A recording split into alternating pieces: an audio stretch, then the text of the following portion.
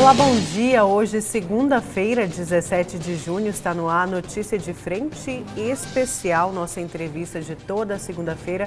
Nesta segunda, recebemos aqui nos estúdios da Notícia de Frente o secretário estadual de Saúde, Gilberto Figueiredo. Oi, secretário, bom dia, seja bem-vindo. Bom dia a todos aqueles que nos prestigiam aqui no Notícia de Frente. Certo, bom dia também ao professor Lorenberg e o Antero. Bom dia, professor. Bom dia, Nayara, bom dia, secretário, bom dia, senador Antero, bom dia, telespectador. Bom dia. Bom dia, Lorenberg, bom dia, Nayara, bom dia, secretário Gilberto Figueiredo, bom dia, telespectador e telespectadora. Vamos começar muito bem, que essa semana seja abençoada para todo mundo. E a gente começa, secretário, perguntando, claro, da Santa Casa, agora o Hospital Estadual Santa Casa.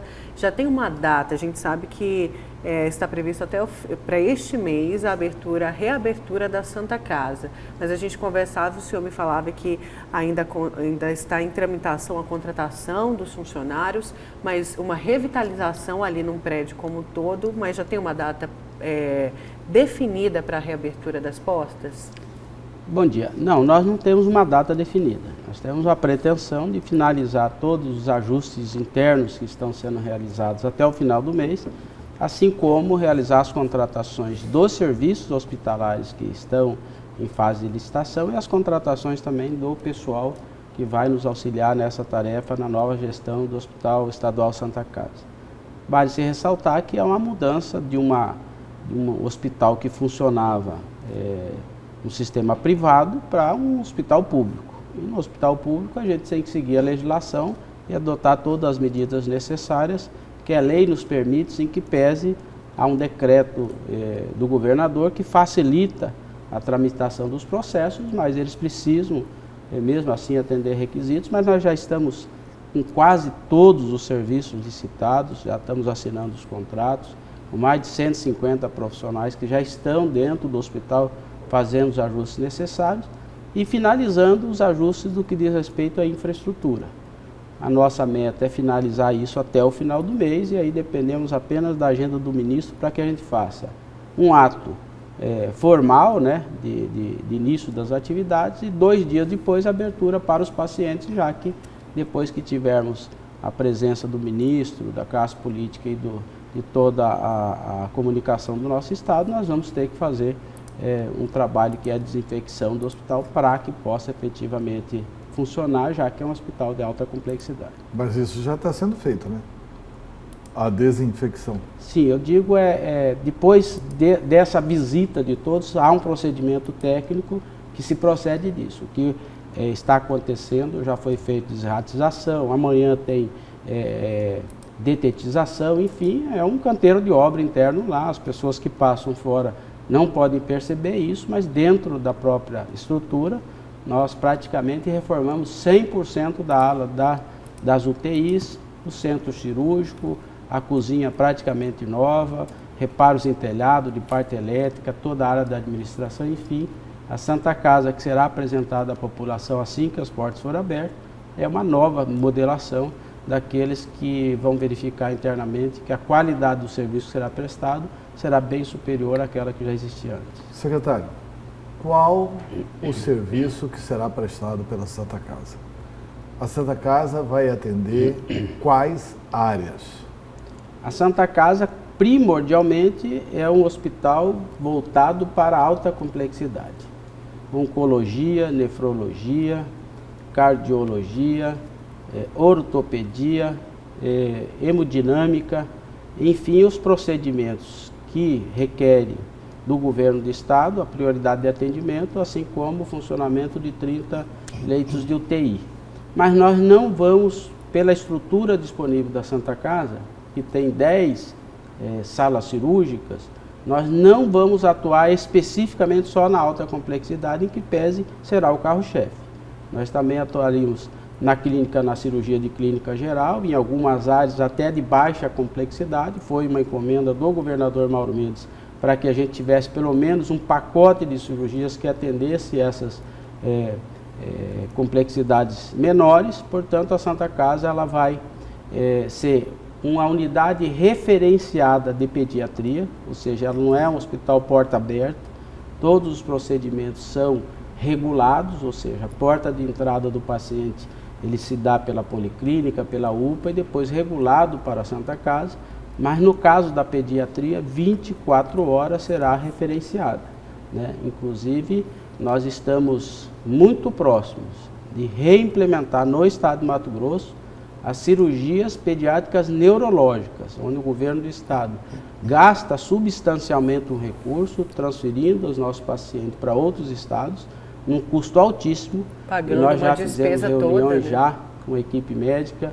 Na próxima semana eu vou a Curitiba visitar o Hospital Pequeno Príncipe para também buscar alguns subsídios nessa área, mas nós vamos, num futuro muito próximo, implementar também na Santa Casa as cirurgias neurológicas de alta complexidade para a área da pediatria. Secretário, eu pediria licença só para insistir nesse assunto, porque o senhor me traz um alívio grande hoje, com essa resposta sobre o que fazer com a Santa Casa.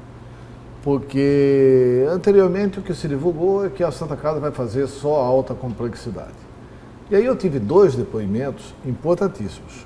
Um depoimento de um médico particular, ele não me autorizou a dizer o nome, eu não vou dizer, mas é um renomado médico de Cuiabá que não tem nenhum interesse em prestar serviços à Santa Casa, nem precisa disso, mas que falou assim, eu estou muito preocupado, porque se a Santa Casa não for fazer hérnia, não for fazer vesícula, não for fazer isso, não for fazer aquilo, quem que vai fazer? Quer dizer, é uma situação muito preocupante. E depois eu entrevistei o Dr. João, que por sinal fez enormes elogios à sua gestão na Secretaria de Saúde, e indaguei dele, porque ele é médico e é uma pessoa assim de muita experiência na área da medicina. O Dr. João, que me refiro, é o deputado estadual da Comissão de Saúde do MDB.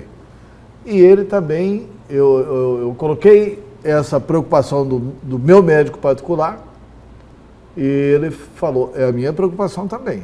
E eu acho que essa resposta sua tranquiliza, né, de que nós vamos, porque se não cuidar da hérnia, e depois ela vira alta complexidade, né? Se não cuidar da vesícula, depois ela vira alta complexidade. Existe um elenco substancial de cirurgias que não são classificadas de alta complexidade, mas nós estaremos disponibilizando logo na segunda etapa de funcionamento da Santa Casa. O doutor João, que é o deputado que é médico, nefrologista, né? Ele sabe a importância que tem o Estado nessa estrutura física, que vai ser a maior do Estado, é o dobro do maior hospital que o Estado já gestionava, né? A diferença da Santa Casa para o novo Hospital de Pronto-Socorro de Cuiabá é de apenas 20 leitos. Nós estamos falando de um hospital de 246 leitos que vão estar disponíveis a atender SUS.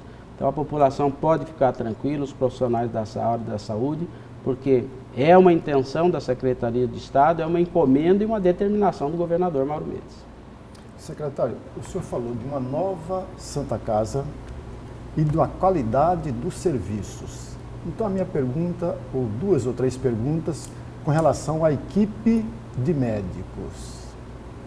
Nessa formação da equipe de médicos já está pronta? Se está pronta, qual é o índice percentual de médicos que já atuavam na antiga Santa Casa?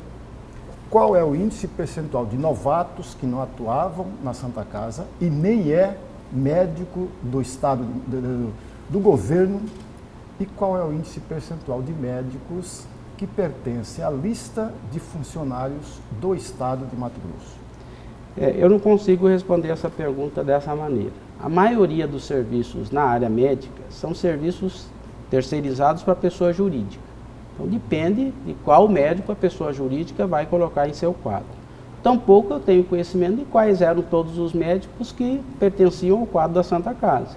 Santa Casa também funcionava em grande parte, na sua maioria, com pessoas jurídicas, contratadas a prestar um serviço que montavam suas equipes. Como nós fazemos o termo de referência e fazemos a contratação emergencial, que é uma espécie de mini licitação, há um edital publicado no sistema de compras governamentais do governo do Estado, ele é público, as empresas apresentam a proposta e é feito um julgamento e depois aqueles que atendem os requisitos assinam o contrato com o governo do Estado. No momento do contrato é que elas apresentam a escala e os profissionais que vão fazer parte disso.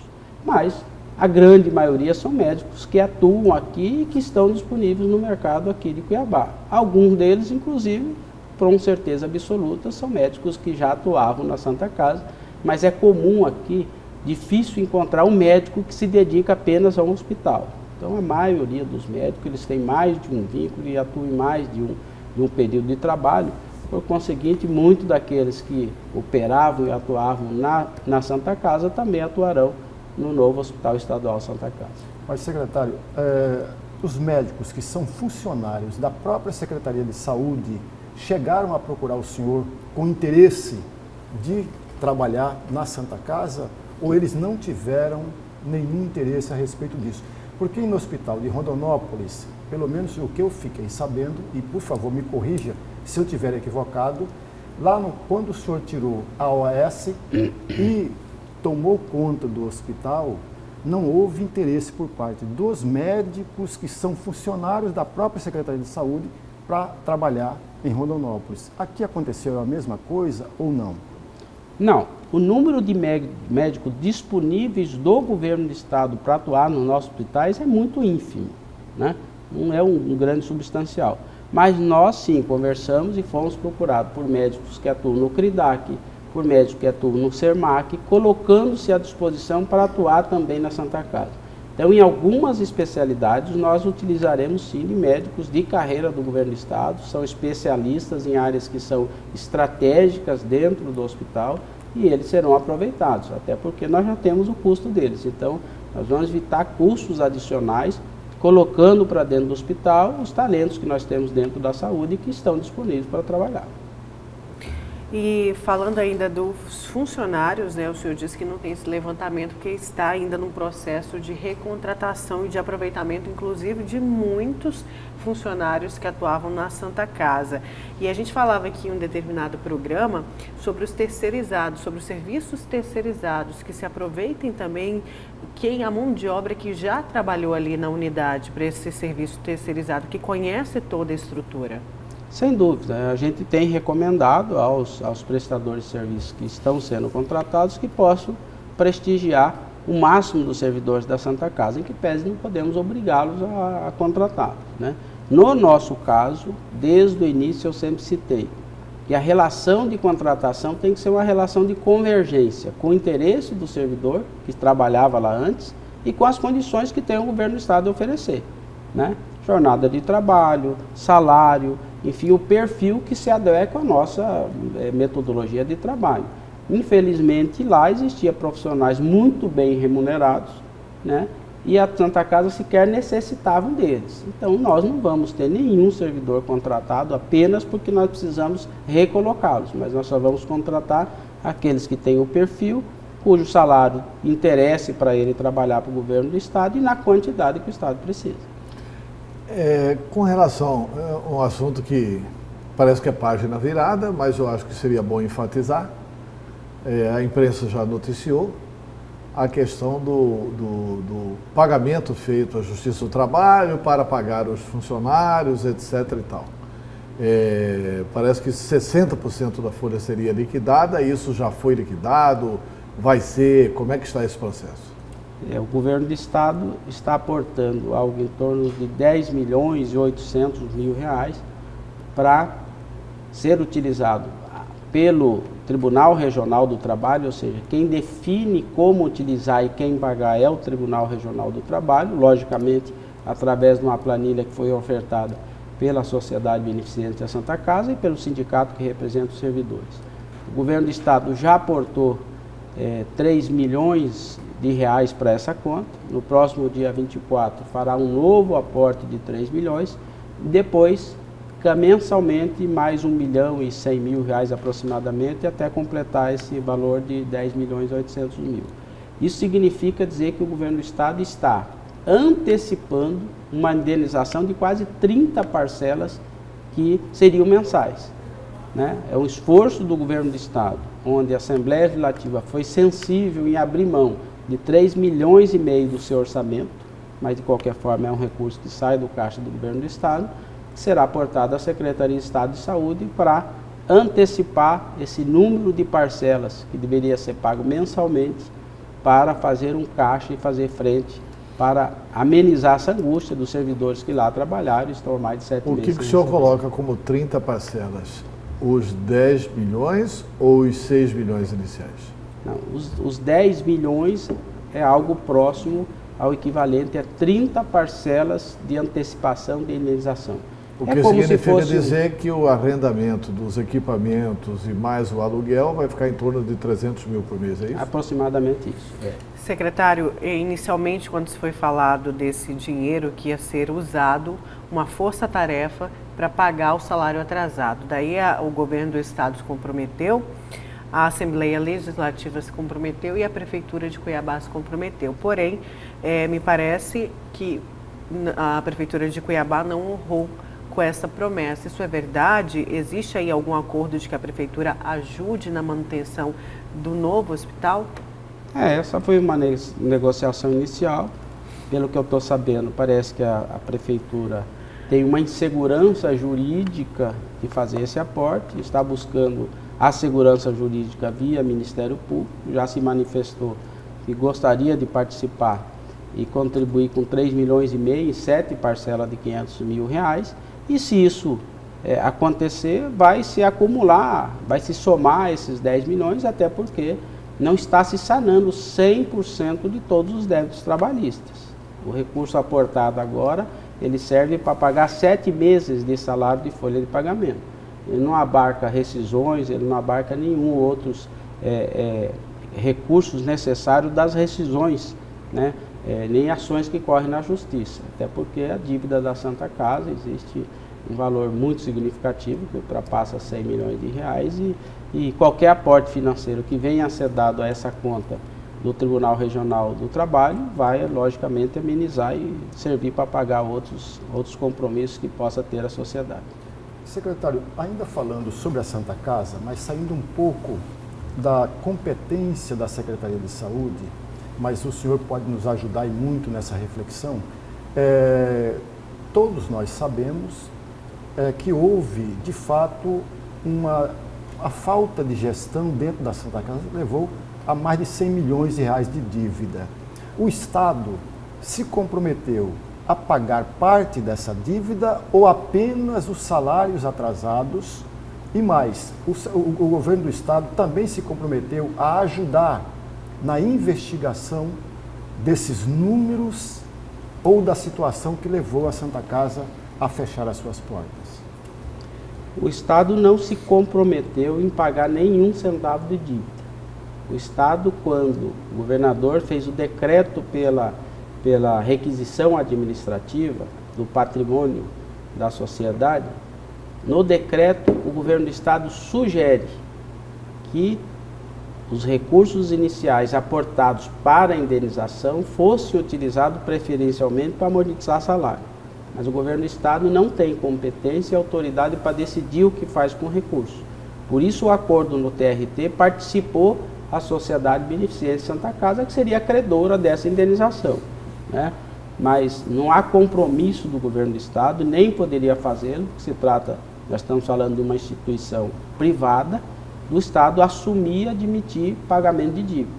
Portanto, o que o Estado se comprometeu a fazer foi isso: aportar inicialmente um volume de recursos que pudesse amortizar os débitos existentes com os servidores da sociedade. Em relação a se o Estado vai assumir mais algum tipo de dívida, eu posso lhe garantir que não, porque isso não é legal.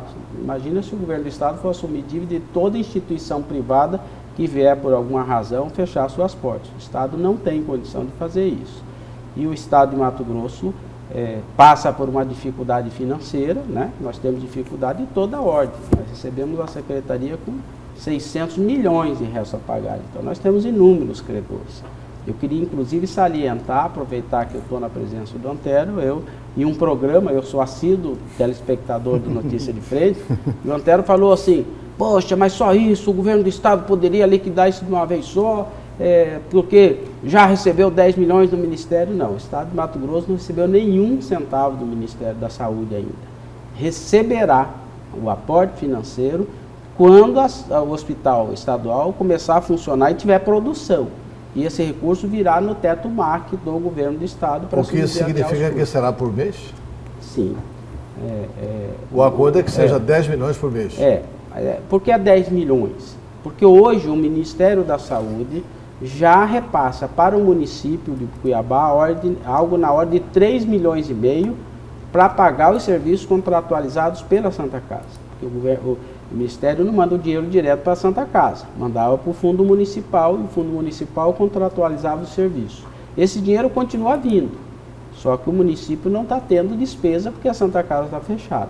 Esse recurso ele passará a ser gerido pelo governo do estado, pelo fundo estadual. Então 3,5 milhões já é hoje um recurso que era destinado à Santa Casa. Quer dizer que nesse tempo todo que a Santa Casa está fechada, o município continuou recebendo 3,5 milhões. Continua recebendo e sem aproximadamente. ter feito nenhum atendimento na Santa Casa. Na Santa Casa não, mas provavelmente alguns pacientes foram remanejados para outros hospitais. Tá, e eles podem direcionar esse recurso para outros hospitais? Pode. Mas me parece que não fez isso, porque foi questionado numa entrevista que eu fiz. Não, deve ter feito. Não vai pôr o dinheiro no bolso. Né? Não é isso. No Tribuna com o Dr. Marcelo Sandrin, eu estou falando em relação dos filantrópicos, que era o segmento da Santa Casa. E eu perguntei isso para ele, o que acontece com o valor que era destinado para a Santa Casa? É dividido entre os filantrópicos, já que é o mesmo segmento? Ele falou que, pelo menos por enquanto, não foi repassado, essa divisão não foi feita. Aí ele não sabia falar em relação a outros hospitais, né? Como talvez não você acabou de citar. Né? Talvez tenha sido assim, se ele programou um atendimento, lá ele paga por aquele atendimento. Em outro hospital. E essa é uma decisão que, assim, normalmente o Ministério da Saúde, quando há uma interrupção do atendimento, demora uns 3 meses para cortar o recurso. Então, se isso não ocorreu ainda, muito provavelmente vai ocorrer. Mas nesse momento, nós já abrimos a negociação com o município e com o Ministério da Saúde para que esse recurso passe a constituir aquilo que vem no MAC do governo do estado, né, que é o recurso do teto MAC.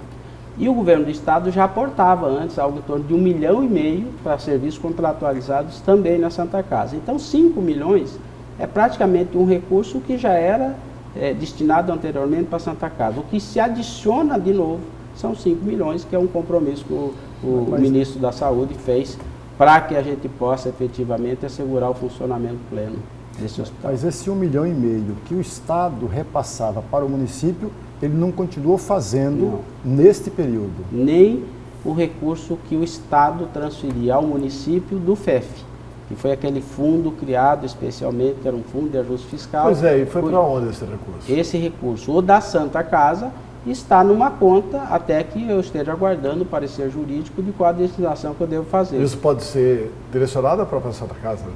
Pode ser direcionado às ações de saúde, né? Porque o FEF, 20% do FEF, ele é rateado para 6 entidades filantrópicas. No caso específico da Santa Casa, os últimos meses do FEF de algo em torno de R$300 mil. Então tem duas parcelas, né, de aproximadamente isso que eu acondicionei, está provisionado em uma conta, porque a lei que criou o FEF, ela elenca os beneficiários. E lá consta a Santa Casa. Então eu não posso, de forma deliberada, decidir o que fazer com o recurso, mas a assessoria do governo já está cuidando disso. O senhor falou há pouco, e falou acertadamente, que o Estado não tem como assumir as dívidas das empresas privadas, né? Então, traz sua conta aqui que o Estado paga. Não pode. Mas esse FEF não parece que é isso. Porque assim, é um dinheiro público que é destinado aos hospitais filantrópicos, em número de 6, né? E que não há necessidade de contrapartida do hospital filantrópico. É isso mesmo. Então, assim, é 20% de quanto? Quanto que é repassado mensalmente? Quer dizer, negócio bacana. Eu recebo dinheiro e eu não tenho nenhuma contrapartida a dar para o Estado. Não, mas é muito importante dar o dinheiro para a iniciativa privada. E nem prestar contas. Não, é assim, e eles não têm nenhuma contrapartida a dar ao Estado, é assim mesmo. Nesse caso específico, não se trata de uma contratualização de serviço. É uma doação de dinheiro público, né? É um subsídio para custos de manutenção das unidades que atuam na área de saúde e na área filantrópica. Lá atrás, quando essa lei foi discutida, os hospitais filantrópicos alegavam que eles tinham, em média, um déficit financeiro de R$500 mil, né? É aquela história que a tabela SUS não cobre todos os custos, etc, etc. Eu até acredito que isso seja uma verdade absoluta. Efetivamente, não é fácil você gerir uma unidade de saúde apenas com recursos do SUS. Acontece que quando o FEF foi criado, ele por mês, praticamente, ele chegava muito próximo disso, a parcela do recurso do FEF que é para as filantrópicas, né? Eu estou falando que apenas 20% do FEF é para isso, não é todo o FEF para isso. Acontece que hoje isso já caiu praticamente pela metade.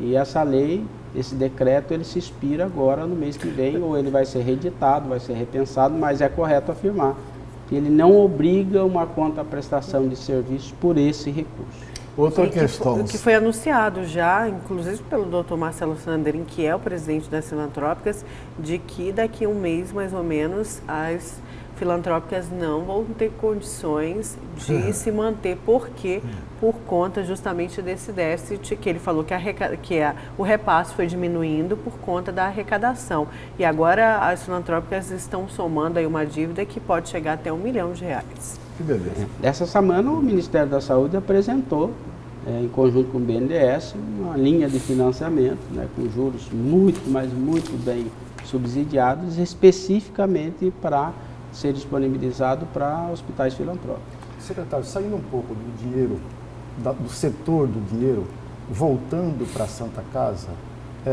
o secretário já sentou e já pensou a respeito do diretor técnico do novo hospital da Santa Casa? Se pensou na figura do diretor técnico, qual foi o critério levantado ou elencado para escolhê-lo?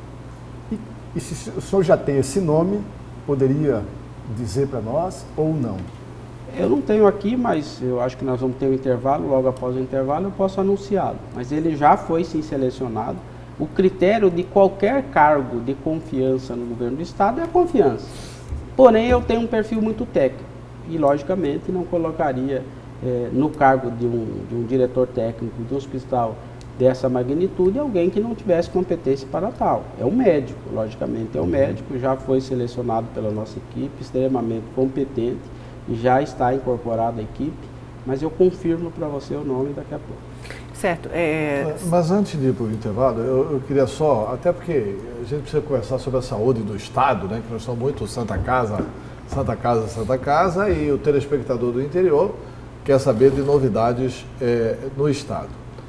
O senhor, pelas contas que eu fiz aqui, o senhor anunciou que praticamente o arrendamento e mais o aluguel, o arrendamento dos equipamentos e mais o aluguel, ficou em torno de 300 mil por mês. Esse número foi definido pelo Estado e é tipo aquele contrato de adesão. A Santa Casa tem que aderir ou tem alguma negociação com a sociedade beneficente Santa Casa? Esse valor é aferido pela avaliação que foi realizada do bem móvel e dos bens imóveis, né? Equipamentos, móveis, etc. A Cinfra fez a avaliação do bem móvel e a Controladoria Geral do Estado, junto com a GESUS, fez a avaliação dos bens e equipamentos móveis. O que é a GESUS, secretário? A GESUS é a Auditoria Geral do SUS. É um setor especializado no SUS dentro da Secretaria e tem no país inteiro, em todas as secretarias, inclusive no Ministério da Saúde, que são profissionais com expertise para auditar os serviços na área da saúde, que todos os contratos se fazem auditoria anualmente nessas áreas. De posse desses dois números, se somou e chegou à conclusão que o valor indenizatório devido é isso. É algo parecido com aquele cálculo que faz quando você vai contratar ou alugar um imóvel, por exemplo. É feita uma avaliação do imóvel, normalmente se aproxima em torno de 1% do valor do aluguel. Nesse caso, nós não estamos chamando de aluguel, porque a legislação determina como uma indenização pela utilização do bem. Secretário, tocando no Hospital Regional de Sinop e de Rondonópolis, há um andamento da negociação para um convênio em transformar esses hospitais em universitários. Eu pergunto ao senhor, onde está, até onde já se avançou neste processo, ou ele em nenhum momento passou pela cabeça da Secretaria de Saúde para transformar esses hospitais em hospitais universitários? Tá, e só complementando a pergunta do professor Lorenberg, nós temos um hospital universitário aqui com uma obra em andamento, parada, essencial, fundamental, que é o Hospital Júlio Miller, ali na estrada de Santo Antônio. Que providências estão sendo tomadas com relação a isso? Porque isso seria fantástico, porque diminui, inclusive, o custo do Estado e do município. Isso é bancado pelo Ministério da Educação. Sem dúvida. Tão logo nós assumimos a gestão do Hospital de Rondonópolis e o Hospital de Sinop, eu busquei alternativas que pudessem viabilizar ou potencializar as ações e a capacidade desses hospitais. A primeira lógica dela é sob a gestão do Estado, né? Quando nós fizemos a assunção à administração, dispensando a OES que administrava, a gente assumiu a responsabilidade total. Mas eu fui à ABSER, que é a associação, uma agência brasileira criada que é responsável para gestionar os 28 hospitais universitários no país, para levar essa intenção do governo do Estado, que seria, vamos dizer assim, convergente com a demanda feita pela academia, tanto o campus universitário lá de Rondonópolis quanto o de Sinop, da Universidade Federal de Mato Grosso, manifestaram o interesse que o hospital pudesse ser transformado no hospital escola. Eu fui à IBSER, depois disso eu agendei uma reunião com a reitora Miriam, da Universidade Federal de Mato Grosso, onde participou o subreitor de Rondonópolis e de Sinop. Então nós abrimos um canal de negociação, onde o governo do Estado estava à disposição para uma parceria nesse contexto. Mas infelizmente a chance disso lograr êxito esse ano é muito pequena. O Ministério da Educação, né, que é onde está a IBSER responsável pela gestão dos hospitais universitários, não tem orçamento para ampliar hospitais que não estavam previstos no seu orçamento. Para isso, há necessidade que o Ministério da Fazenda faça uma complementação adicional ao orçamento, que o próprio diretor, o presidente da IBSER, acha muito difícil que aconteça esse ano. Não é apenas uma iniciativa da Secretaria do Governo do Estado, existem parlamentares também atuando, como o senador Jaime Campos, como alguns deputados aqui que estão encampando essa iniciativa junto conosco. Assim que o governo acenar com uma disponibilidade para isso, a gente pode sentar e fazer as negociações. Eu acho que isso é bom para o governo do Estado, que vai amenizar a despesa desses dois hospitais e vai potencializá-los mais com a ajuda da academia dentro dos hospitais, e aí com aporte de recursos também do Ministério da Educação. Tá, e com relação ao Hospital Júlio Miller? O Hospital Júlio Miller, nós estamos praticamente reformulando o projeto que foi recepcionado por essa gestão do governo do Estado. Não só desse hospital, como de outras iniciativas que em futuro breve o governador vai estar anunciando. Então, ele foi um projeto concebido que tem algumas incongruências, né? O governador me convocou, inicialmente esse era um assunto que estava apenas apenso à Secretaria de Infraestrutura, mas eu falei para o governador, se trata do hospital, não é apenas a realização de uma obra, mas é um hospital destinado à área da saúde. Então, isso também já está agora, vamos dizer assim, a 4 mãos, um trabalho sendo realizado pela equipe do secretário Marcelo Padeiro e pela área de infraestrutura da Secretaria de Estado, para que a gente possa dar uma repensada no projeto, apresentar ao governador e aí fazer as iniciativas necessárias para reativar e tocar a obra do hospital, que tenho certeza o governo do Estado vai finalizar. Certo, vamos então para o nosso primeiro intervalo. Na volta a gente continua com o secretário estadual de saúde, vamos continuar falando sobre saúde e também vamos falar de eleições 2020. Não sai daí, a gente continua com o secretário Gilberto Figueiredo.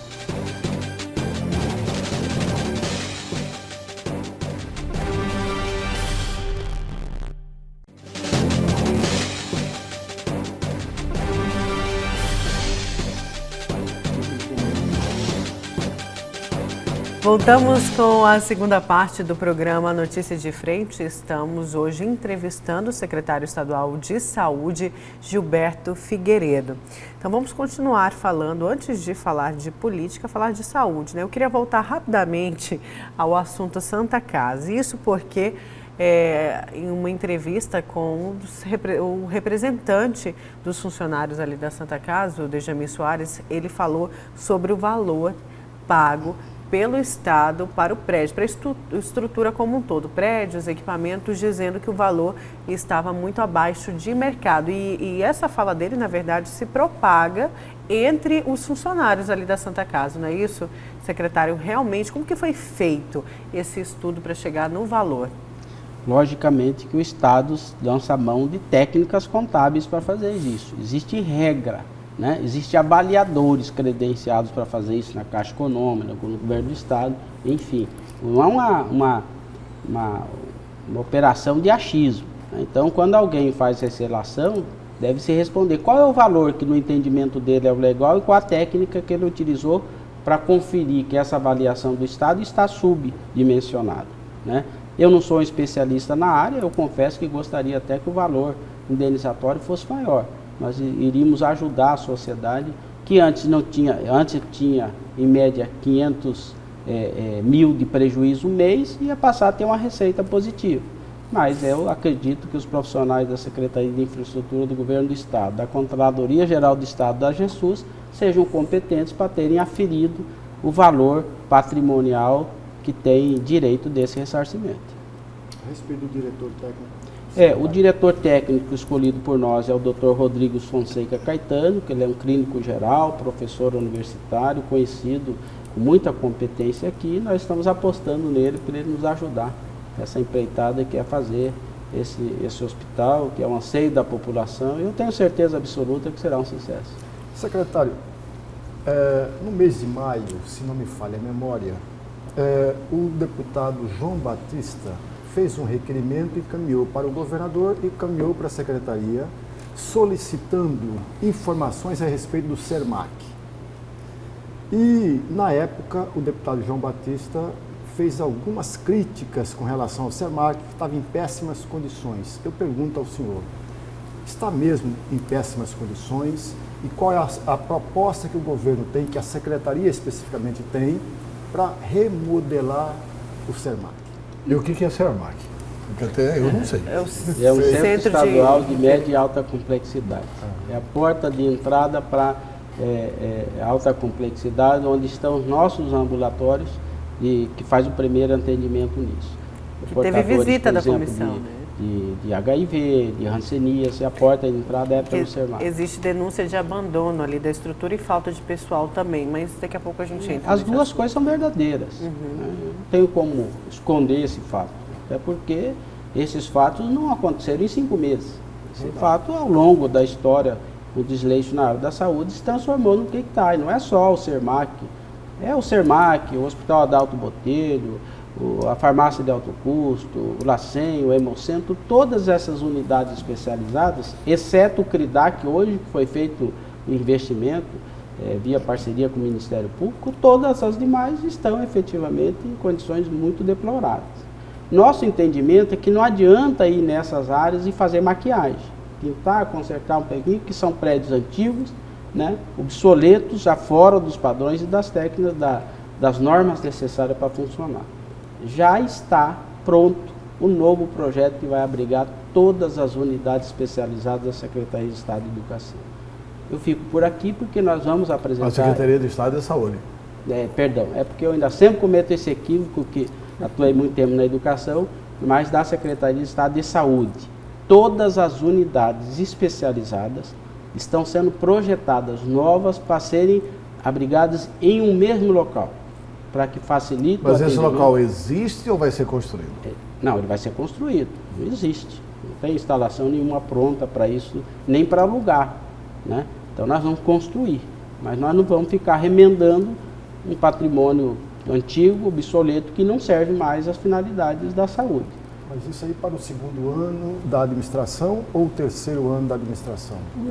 Nosso interesse é que essas obras ainda sejam lançadas esse ano.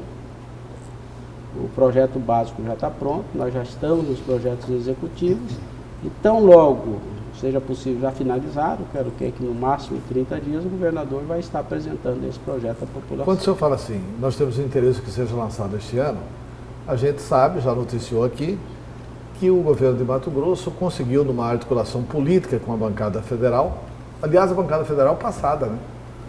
Que fossem destinados recursos para a saúde no Estado. E parece que tem um volume de recursos de 100 e poucos milhões de emendas impositivas para o Estado de Mato Grosso. Quando o senhor fala assim, esse projeto ainda pode ser esse ano, é com base nesses recursos, secretário? Poderá. Ou esses recursos serão para quê? Na verdade, originalmente, a emenda de bancada negociada no primeiro dia após a eleição pelo governador Mauro Mendes, na ordem de 169 milhões de reais, é para custeio, não é para investimento. Ah, é para custeio. Mas elas já foram, esse valor já foi contingenciado, baixou para 123 e agora está em 60 e poucos milhões. O que parece-me que há um impedimento legal que os 169 possam ser todos para custeio. E aí já existe uma negociação da bancada para convencimento ao Ministério para que o valor que não seja para custeio seja transformado em investimento. Mas essa iniciativa que eu estou dizendo, ela não foi pensada com esse recurso. Existem outras fontes de recursos que o governador está viabilizando para transformar esse sonho nosso em realidade. Não apenas esse, mas outro que ele será anunciado em breve. Mas, secretário, o senhor falou de um novo projeto e provavelmente um novo prédio. O antigo prédio do SEMAC será utilizado, a que fim levará esse antigo prédio? E o novo prédio, com uma nova estrutura desse centro, abrigará um maior número de médicos ou manterá a mesma equipe? Nesse momento, o governo do estado tem um impedimento de incrementar o número de profissionais. Existe, inclusive, um TAC, firmado com o Ministério Público. O governo do estado está acima da despesa de pessoal com a lei de responsabilidade fiscal e nós encontramos inúmeras dificuldades, inclusive, dentro dos nossos próprios hospitais que carecem de novas contratações. A Secretaria de Estado de Saúde realizou o último concurso há quase 20 anos atrás. Então, existe um empobrecimento do patrimônio intelectual do SUS, que são os servidores, e haverá necessidade, sim, do governo do estado de realizar concurso nessa área. Nós fizemos um TAC, não será realizado o concurso esse ano, mas muito provavelmente no ano que vem, para repor esse patrimônio que eu digo que é o maior patrimônio nosso, são os servidores, para preencher os espaços necessários para não suprir apenas o SEMAC, mas todas as nossas unidades especializadas. O LACEN, o Hemocentro, a farmácia de alto custo, que é a assistência farmacêutica, o Hospital Adalto Botelho e o CEOP, que é o Centro Especializado, o Centro de Odontologia Especializado para Pacientes Especiais. E o atual prédio do SEMAC, a que fim destinará? Não sei qual vai ser a destinação. Talvez o governo do estado possa negociar aquela área para um empreendimento, mas não é mais uma área que, no nosso entendimento, atende às necessidades da área da saúde. Secretário, eu tenho feito entrevistas com deputados, com o deputado Paulo Araújo, com o deputado Dr. João, com outros deputados da Comissão de Saúde da Assembleia, e tenho percebido, assim, até já tive a oportunidade aqui de elogiar a Assembleia Legislativa de Mato Grosso pela qualidade dos membros que compõem a Comissão de Saúde da Assembleia. E eles têm apresentado um diagnóstico, eu vou extrair o último diagnóstico que eles fizeram em entrevista comigo na Rádio Capital. Primeiro, que ele elogiou muito o consórcio de Água Boa. O Dr. João falou que a melhor coisa que está funcionando na saúde pública no interior é o consórcio de Água Boa. Ele ficou muito feliz pela forma como está funcionando o consórcio de Água Boa. Eu queria uma avaliação do senhor sobre isso. E elogiou muito as medidas que o senhor já tomou em Rondonópolis e Sinop. Ele falou, inclusive, que ao Estado assumir isso, o Estado está gastando menos, o hospital está custando menos para o Estado e o Estado está conseguindo fazer um maior número de atendimentos e com melhor qualidade, tanto em Rondonópolis quanto em Sinop. Eu gostaria que o senhor comentasse as duas afirmações, com relação à Água Boa, as três, né? Sim. Com relação, primeiro, à qualidade da Comissão de Saúde da Assembleia. Segundo, com relação em Água Boa. E terceiro, com relação ao que mudou em Rondonópolis e Sinop. Todas essas afirmativas são verdadeiras. Eu acho que um secretário de Estado de Saúde nunca teve uma convergência tão grande com os deputados como existe hoje. Eu tenho a sorte de ter na Assembleia 4 médicos e um profissional da área de saúde que é servidor de carreira da Secretaria de Estado de Saúde como deputados.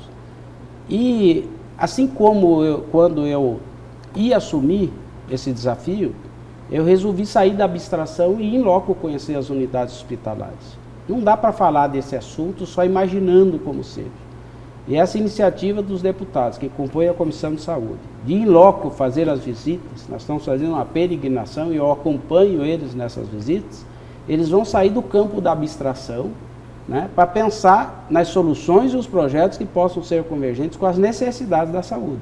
Não adianta um parlamentar ter ideia de propor uma emenda parlamentar para aquisição de um tomógrafo no município que não vai ter resolutividade nenhuma, enquanto que talvez a prioridade não seja adquirir um tomógrafo. Então, ele, conhecendo a realidade desses hospitais, vai conseguir pensar melhor em projetos estruturantes para ajudar no desempenho da saúde no Estado. E nesse momento, esses deputados, eles não estão atuando com nenhuma coloração partidária, tampouco eu. O partido é o Partido da Saúde, é uma convergência clara entre todos, inclusive deputados que fazem parte da oposição ao governo Mauro Mendes, mas que entendem do assunto e que me auxiliam e colaboram com isso. Então, é de aplaudir efetivamente essa relação que a Assembleia Legislativa tem com a área da saúde nesse governo.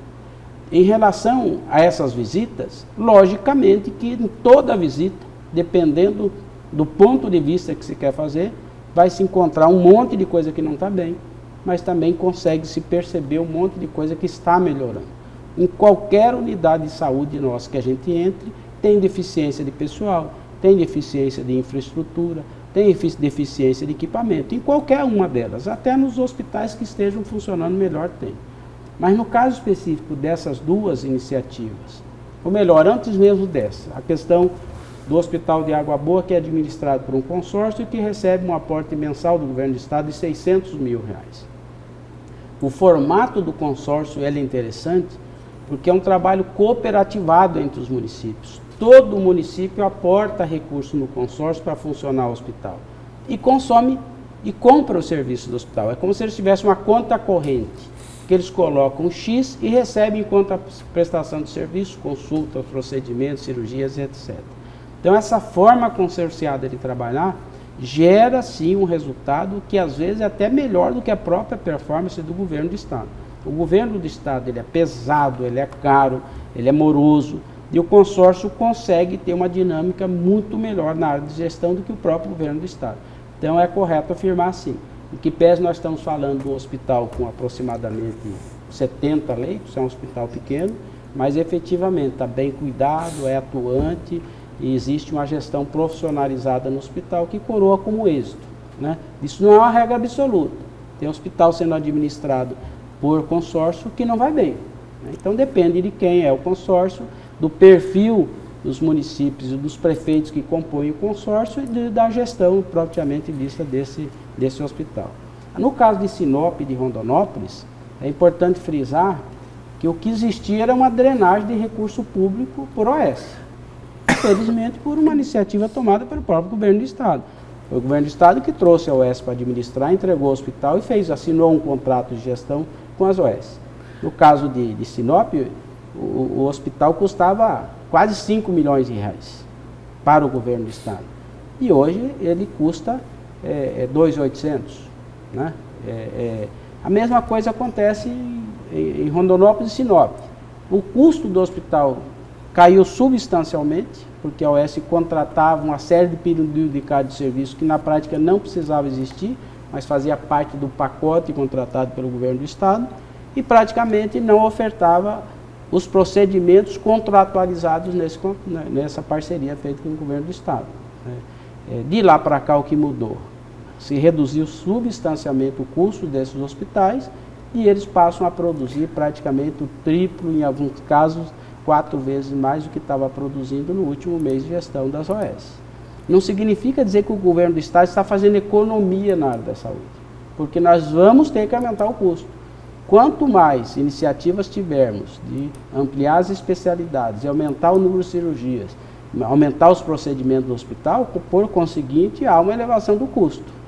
Mas a eficiência na gestão dos recursos está permitindo, nesse momento, o Estado gastar menos e produzir mais.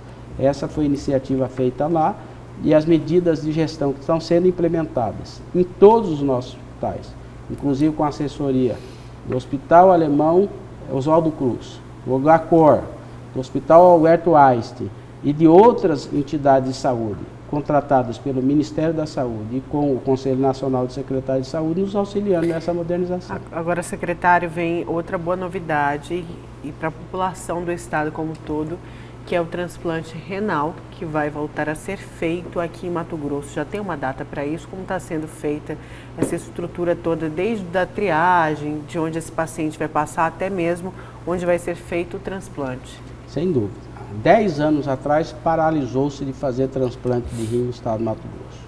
Em média, naquela época, se fazia por ano algo em torno de 40 procedimentos de transplantes de rim.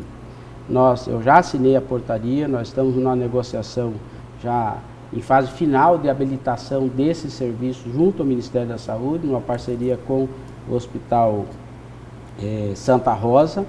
Já estão sendo realizados procedimentos ambulatoriais, que são exames, todo o cumprimento de protocolo. Nós temos no estado do Mato Grosso aproximadamente 1.800 pacientes em tratamento de hemodiálise.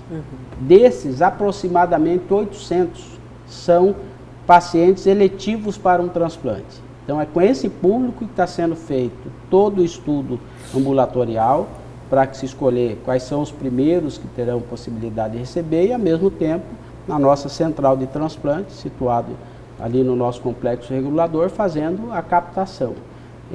Vencendo esse período, eu acredito que ainda vai de 30 a 60 dias para que seja possível a realização do primeiro procedimento cirúrgico. Existe uma série de exigências do Ministério da Saúde, tem unidades de UTI que têm que estar disponíveis exclusivamente para atender esse procedimento. Caso haja uma intercorrência depois do transplante, precisa levar para a UTI. Existe a necessidade do governo do estado assegurar o estoque de medicamento para o transplantado depois disso, né? Contra a rejeição. Então, todas as peças têm que estar efetivamente asseguradas para que a gente inicie o procedimento. Hoje esses pacientes estão fazendo todos os procedimentos fora do estado, custa muito, é desconfortável para o paciente, para a família, e a gente também quer amenizar esse sofrimento resolvendo esse problema aqui em Cuiabá. E é uma situação que o Mato Grosso já fez, né? Já fez há 10 anos atrás, infelizmente, não sei porque paralisou, mas nós vamos voltar a fazer aqui. Secretário, quando se fazia esse transplante, tinha-se uma equipe muito boa para fazer esse transplante. Alguém desta equipe foi trazido de volta para para ocupar essa vaga, para fazer esse transplante, ou não? Não se pensou nisso ainda? Não, nós estamos falando de uma equipe que é multi-especializada, né? Não se trata apenas de um profissional. Temos profissionais, eu acredito que são mais de 12 profissionais médicos envolvidos nessa força-tarefa. Uma pessoa que é um entusiasta disso é o próprio Dr. João, que é o deputado, ele é nefrologista, né? Que já fez muito transplante que já de rim fez nessa muito época. transplante e que com certeza vai estar junto conosco trabalhando nessa iniciativa. A nossa primeira dama, que é uma cidadã que recebeu um transplante de rim, sabe... O Dr. João falou que ela é madrinha do projeto e que ela foi importante, e até natural, né? Ela tendo recebido o rim do Mauro Mendes, sem né? dúvida nenhuma. Ela é até natural que ela se empolgue com a causa e que... Não tem uma reunião que a gente trata desse assunto que ela não se emocione, que os olhos enchem de lágrimas, porque ela sabe a importância que tem isso para as pessoas que necessitam de um transplante de rim. Porém, nós temos que seguir os passos necessários, não adianta passar a carroça na frente dos bois e depois a gente retroceder. Por isso, podem ter certeza que quando isso começar a acontecer, nós teríamos seguido os passos corretos. Certo, vamos da saúde para a política? Podemos ver. Eu estou lendo aqui uma declaração que praticamente confirma a candidatura do Dr. Gilberto à Prefeitura de Cuiabá. foi dada ao Media News no dia 15 de maio de 2019. Há um mês atrás, praticamente, né? Quando o senhor disse: eu não sonhei ser secretário de saúde e hoje sou. Não sonhei ser vereador e fui eleito. Faço aquilo que Deus está prevendo para mim. Não sei o que estava vindo aí. Acho cedo para fazer qualquer prognóstico. Estou muito focado nesse momento. Aí, a confirmação da candidatura. Qualquer pretensão futura no cargo político dependerá da entrega que fizer na saúde. Parece que a entrega está sendo boa. Então, podemos estar aqui diante do candidato a prefeito do DEM. É isso? Não necessariamente. Como eu disse, tudo na minha vida não acontece por acaso, e sim por uma vontade de Deus. Eu acredito que na vida não tem sorte, não tem acaso, mas a vontade de Deus é imprescindível. Eu tenho me preparado para os desafios ao longo da minha vida. E se as oportunidades chegarem, eu quero estar pronto para elas. Eu acho que para ser gestor do município, é necessário que você desenvolva a competência. Eu, ao longo de 12 anos da minha vida, eu me dediquei a modernizar o Senai no estado de Mato Grosso. Depois eu recebi um desafio que era ser gestor na área de educação na capital. Hoje eu estou ampliando a minha competência numa área que também é uma área bastante impactante, que é a área da saúde. Eu acho que não tem desafio maior para um prefeito do que essas duas áreas. Eu estou me preparando para os desafios que vierem pela frente. Eu não sou candidato a prefeito. Eu acho que 1 ano e meio antes de uma eleição é cedo demais para falar sobre isso. Se a época que esse assunto tiver que ser decidido, existirem as condicionantes necessárias e o meu nome for escolhido pelo grupo para isso, se for a vontade de Deus, eu serei. Mas eu confesso e juro para vocês, eu não faço nada na minha vida para promover-me para isso. O senhor disse que não faz nada, mas está preparado para ser prefeito? Eu estou me preparando. Eu acho que a gente nunca está preparado. Eu acho que Deus não escolhe os capacitados, Ele capacita os escolhidos. Se eu for escolhido, eu acho que Ele vai me ajudar a montar uma equipe para fazer um bom trabalho. Mas eu confesso para vocês que isso não é uma prioridade na minha vida. Quando eu aceitei ser secretário de saúde, eu aceitei e tenho convicção que nós vamos fazer um trabalho. Então, quanto mais tempo eu estiver me dedicando a isso, eu tenho certeza que o resultado vai ser maior. Se eu não for candidato a prefeito nesse intervalo, nesse meio desse trajeto, eu tenho certeza que os resultados que nós vamos perseguir na área da saúde serão importantes. E eu vou estar realizado com isso. Então, eu acho que seria assim... a questão de orgulho. Até porque time que está ganhando não se mexe, Exato. né, secretário? Eu acho que para qualquer cidadão ter a oportunidade de ser gestor do seu município, especialmente uma capital deve ser algo muito importante. Mas eu confesso para vocês que eu não tenho essa vaidade, né? Enquanto eu estiver na vida pública, eu sei que esse risco possa existir. Mas eu faço parte de um grupo que tem colegas com capacidade, talvez até mais do que minha, para enfrentar esse desafio. Mas, secretário, diante da resposta que o senhor acabou de nos dar, eu sou obrigado a fazer-lhe 2 perguntas. A primeira, o mês de março é necessário, o mês do Gilberto Figueiredo, para pensar, porque o mês de março tem a janela partidária. Ele vai mudar de partido? Essa é a primeira pergunta. A segunda pergunta, digamos que na hipótese do que o senhor não saia candidato à prefeitura, já está descartada a candidatura à reeleição para vereador? Acredito que sim. Eu acho que como vereador eu quase que implodi a ponte quando eu resolvi ser secretário de Estado. Eu não sei se eu conseguiria almejar algo além da vereança apenas como um candidato, como um vereador de oposição, sendo boicotado na Câmara Municipal com quase todos os projetos que apresentei, inclusive com projetos que foram aprovados unanimemente em 2 etapas e depois são praticamente bloqueados pelo prefeito, né, e vetados pelo prefeito, e depois volta à Câmara e aí todo mundo aprova o veto. Ou seja, eu tive que me esmerar para bater recorde de indicação porque eu não conseguia aprovar os projetos que eu entendia eram importantes para a cidade. E eu acho que foi um aprendizado muito importante na minha vida, mas eu confesso que dificilmente serei candidato à reeleição. Entre uma reeleição e continuar sendo um secretário conseguindo ajudar o governo do Estado, muito provavelmente eu vou continuar trabalhando no governo do Estado. Mudança de partido independente de ser candidato, né? O senhor muda de partido. Eu e qualquer vereador, a janela é mês de março do ano que vem, né? Então, muito provavelmente, nesse período é que eu vou avaliar a possibilidade de continuar onde eu estou ou de mudar de partido. Eu já recebi convites de alguns partidos para migrar, mas essa é uma decisão Quais que não convém. partidos? Eu recebi convite do DEM, eu recebi convite do PDT, então eu acho que do próprio PSB, para continuar no PSB, então eu acho que na hora oportuna eu vou tomar essa decisão. Mesmo o deputado Max Russi tendo anunciado que ele libera, né, a saída dos vereadores nesse momento, esse não é uma área importante para mim, que pese o próprio partido pode tomar essa decisão, pode ter questionamento do Ministério Público, então eu não tenho nenhuma necessidade nesse momento de trocar de partido, vou deixar para fazê-lo no mês da janela eleitoral, se for essa decisão à época. O senhor falou aí que tem um convite do DEM. Indiscutivelmente o DEM é o partido do governador Mauro Mendes, que é um aliado seu de longa data. Sem dúvida. Né? O Mauro Mendes é o líder do seu grupo político.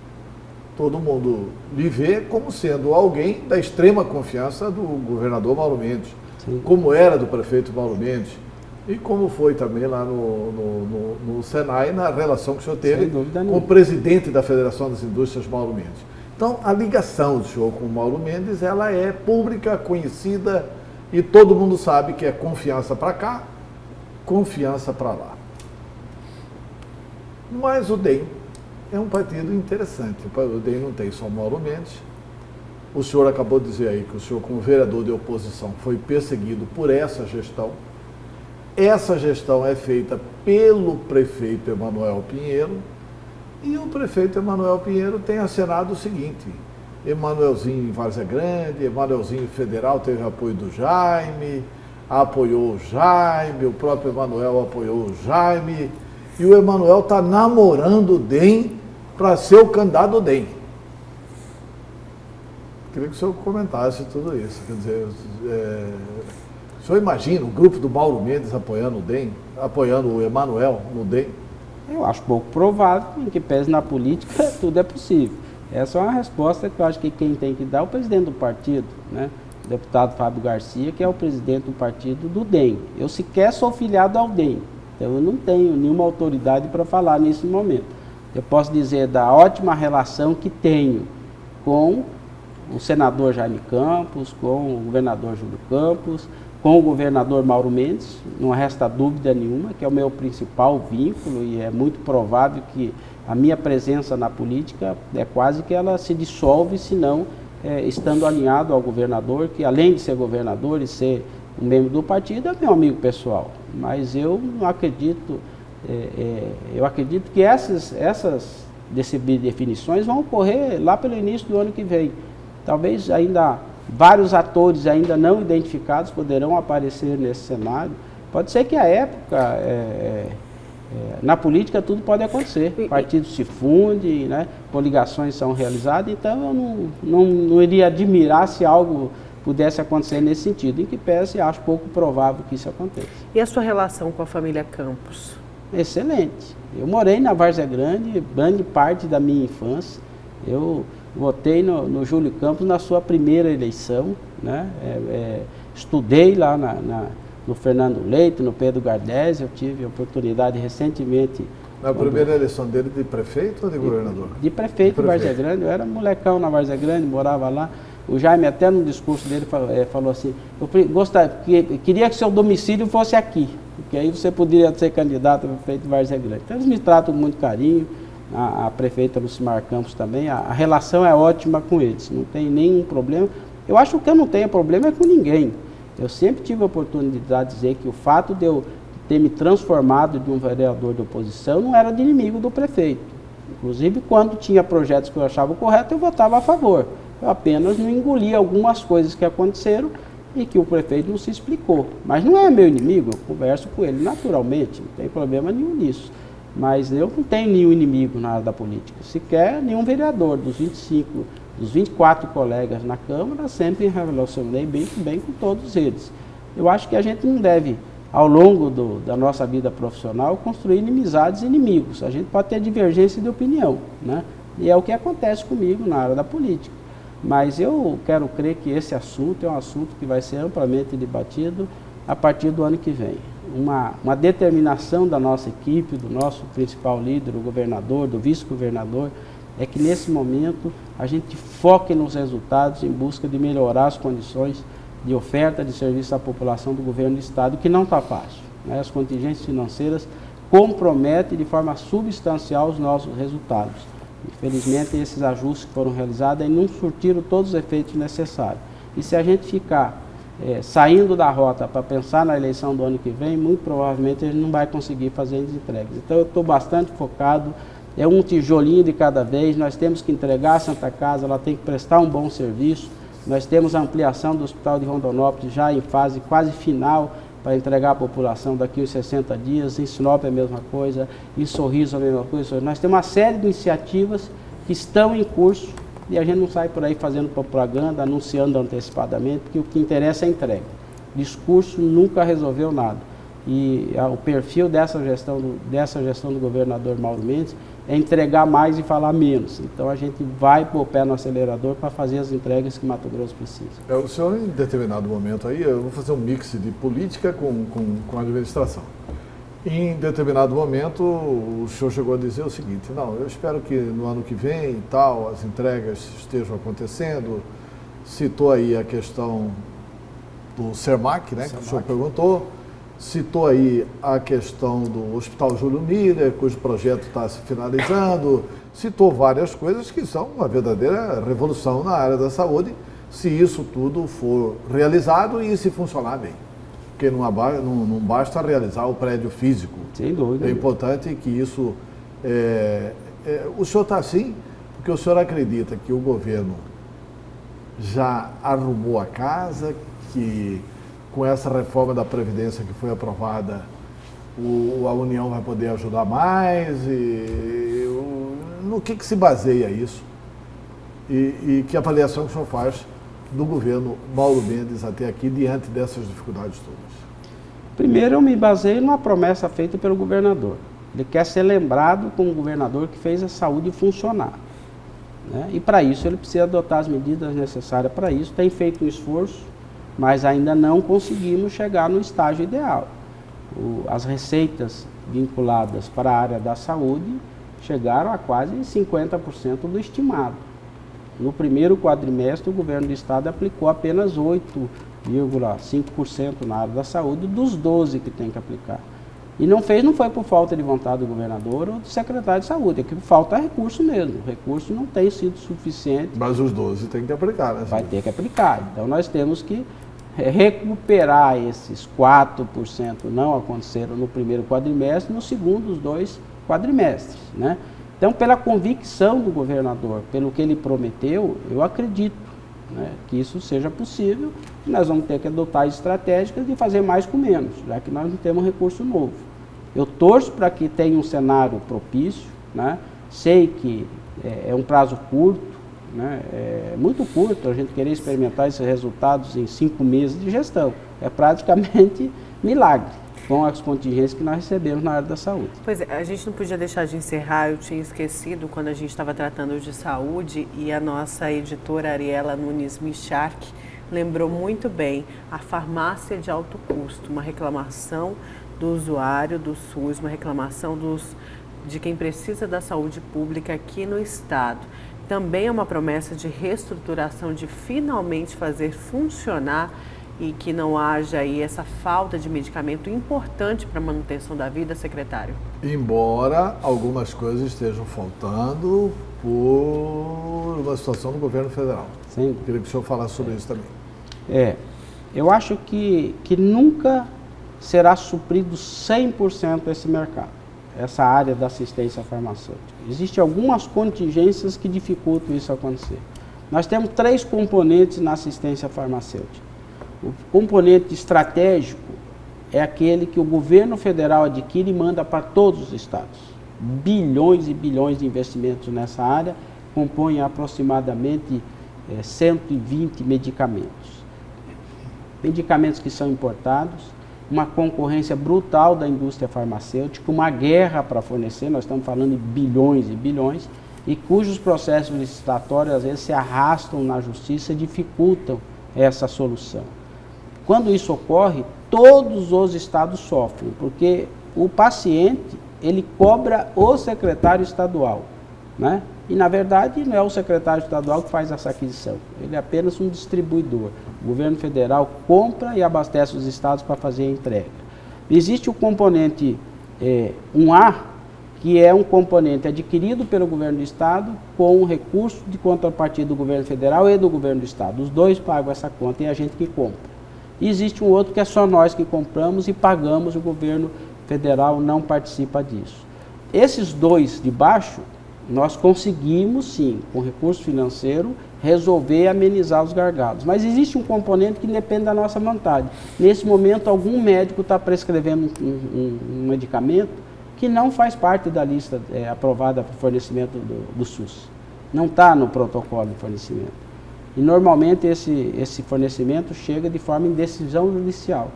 Eu tenho na Secretaria de Saúde do Estado, em média dia, 50 decisões que chegam judiciais para me cumprir. E a grande maioria delas é na área do medicamento. E como eu já disse... Vamos fazer uma reunião com o Poder Judiciário para ter um entendimento sobre isso, porque isso faz a saúde ficar mais cara, né? Tem, e já foi feito inclusive com o Supremo Tribunal, né? Onde já foi praticamente tomada uma decisão que os médicos o juiz não poderá mais obrigar o governo a fornecer um remédio que não está aprovado pela Anvisa e tampouco não faz parte do rol dos medicamentos que são de oferta pelo SUS.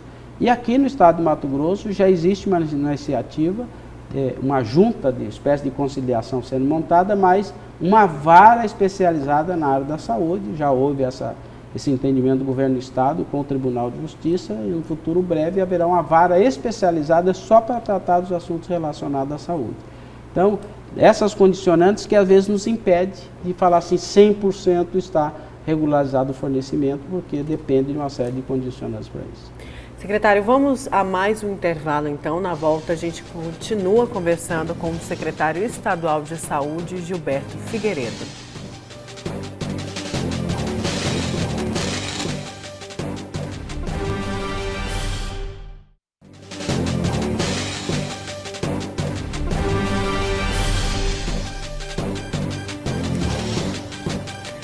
Voltamos com a última parte do programa Notícia de Frente. Voltamos a conversar com o secretário estadual de saúde, Gilberto Figueiredo. E antes do intervalo, o professor Lorenberg queria fazer uma pergunta, não é isso, professor? Secretário, diante do quadro que está sendo colocado para todos nós, e eu já ouvi inclusive elogios com a atual administração no que tange à saúde, diante desse quadro altamente positivo, e digamos a hipótese que o secretário Gilberto Figueiredo deixa de ser secretário, venha para uma candidatura à prefeitura, já existe um plano B para assumir a sua vaga na Secretaria de Saúde? Sequer existe o plano A. Tudo que tem sido dito com a possibilidade de uma candidatura minha são meras especulações. Não fui convidado para ser candidato a prefeito por partido nenhum. Tampouco fui convidado pelo próprio governador para isso. Como eu disse, nós estamos focados em resolver os problemas atuais. Eleição, com certeza, partidariamente, será discutida no ano que vem. Então, eu acho que não dá nem para ter um plano B de alguém que vá substituir. E esse plano, se existir, ele vai ser do governador. O cargo de secretário de Estado é um cargo de confiança do governador do Estado. Então, não quero crer que nesse momento ache espaço na CPU do governador para ele se preocupar com o substituto, porque nós sequer decidimos e conversamos a respeito de candidatura. Existe um pacto entre nós que conversar a respeito de política no momento oportuno. O governador tem clareza absoluta que enfrenta as maiores dificuldades de gestão nesse momento para trazer o Estado para dentro de um patamar de ajuste fiscal que possa possibilitar a introdução de projetos estruturantes no Estado, e não dá para perder o foco nisso. Então, assim, é lógico que nós não temos um plano B. Eu não sei se o governador tem, mas o meu plano A continua sendo ser secretário de saúde e buscando, perseverando, uma arrumação de algo que nós entendemos que não estava bom e que precisa ser melhorado na área da saúde. Secretário, em gestões anteriores era muito comum a reclamação de prefeitos com relação à saúde. Pelo menos folheando os jornais deste ano, os sites, eu não encontro nenhuma reclamação substanciosa por parte de nenhum prefeito dos 141 municípios. O que aconteceu das administrações anteriores até, ou melhor, da administração do Mauro Mendes nesse período todo, que cessaram as reclamações? Qual é a conversa que está tendo do secretário de Saúde com os demais municípios? Existe uma disciplina de valor estabelecida nesse governo. Primeiro, não prometer o que não possa ser cumprido, não mentir e receber com cordialidade todos que procuram a Secretaria de Saúde. A grande reclamação é que os prefeitos sequer conseguiam ser atendidos pela Secretaria de Saúde e pelo secretário. Tem prefeito que 2 anos tentou falar com o secretário e não conseguiu, nunca conseguiu ser atendido. Todos aqueles que nos procuram recebem as portas abertas da Secretaria de Saúde. Logicamente, agendam para não perder o tempo de viajar e chegar aqui e não me encontrar. Então a relação é harmoniosa com todos os prefeitos, independentemente de partido. A segunda é que essa disciplina de respeitar os prefeitos é de honrar os compromissos.